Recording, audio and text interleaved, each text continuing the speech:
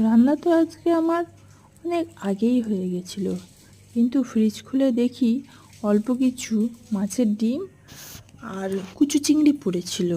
তো নিয়ে নিলাম পেঁয়াজ কুচো, আদা কুচো, রসুন কুচো, কাঁচা লঙ্কা কুচো, সামান্য পরিমাণ নুন আর হলুদ আর জোয়ান আর বেসন দিয়ে সেটাকে ভালো করে চটকে চটকে মাখলাম।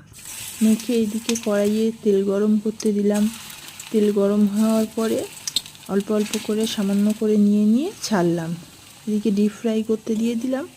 ওদিকে আজকে রান্না করেছিলাম লাউ দিয়ে ডাল আর ভেটকি মাছের মাথা দিয়ে পেঁয়াজ দিয়ে রসুন দিয়ে একদম ঝাল, আর গরম ভাতের সঙ্গে একদম গরম গরম ভাতের সঙ্গে এগুলো পরিবেশন করে দিলাম।